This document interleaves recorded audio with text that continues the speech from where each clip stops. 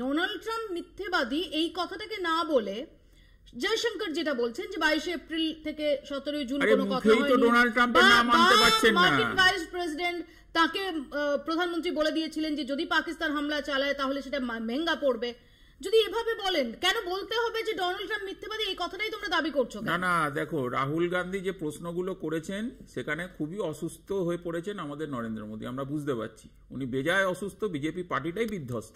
তার কারণ হচ্ছে আমরা সঠিক জায়গায় ধরেছি যে এই যে সমস্ত অপারেশন এটা কিন্তু মোদীর নিজের লাইমলাইট, দেশের সিকিউরিটিটা আগে, ওনার লাইমলাইট, ওনার রাজনৈতিক প্রচার, উনি যা যা ঢপ দিয়েছেন 2014 থেকে, এগুলো ঢাকার জন্য নয়।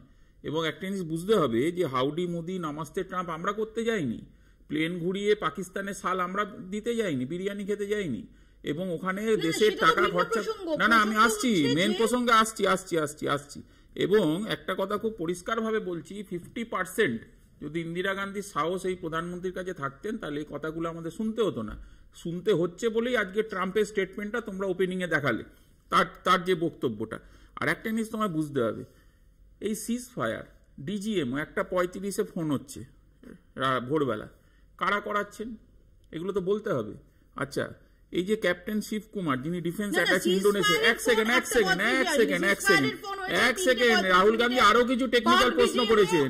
না না না, আরে হটলাইন সফটলাইন হোয়াটসঅ্যাপ বাদ দাও।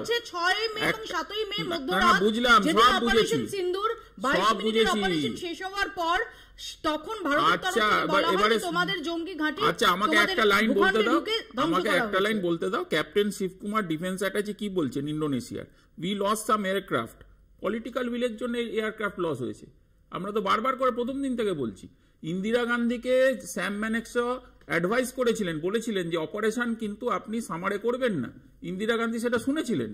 তার কারণ আমরা, ইন্দিরা গান্ধী ফ্রিডম দিয়েছিল এই আর্ম ফোর্সেসকে, আর্মি, নেভি, এদেরকে দিয়েছিল, দেওয়া হচ্ছে না, হাত পা বেঁধে রেখেছে। প্রশ্ন হচ্ছে এটাই যে যেমন তোমরা এই যুদ্ধ বিমান ধ্বংস হয়েছে কিনা এই প্রশ্ন তুলছো, এক সেকেন্ড, সেখানে দাঁড়িয়ে যেটা প্রধানমন্ত্রী কালকে বলেছেন যে 1000-এর উপর মিসাইল এবং ড্রোন অ্যাটাক করার চেষ্টা হয়েছিল, যেগুলো আমাদের যে এয়ার ডিফেন্স সিস্টেম সেটা প্রতিহত করেছে, সেটাও তো করেছে। দেখো একটা কথা হচ্ছে, উনি উত্তর দিচ্ছেন কিন্তু আমরা কিন্তু কিছু দেখতে পাচ্ছি না, আপনারা দেখতে পাচ্ছেন কিনা জানি না। তার কারণ হচ্ছে এরকম বেসলেস উত্তর অনেক দেওয়া যায়।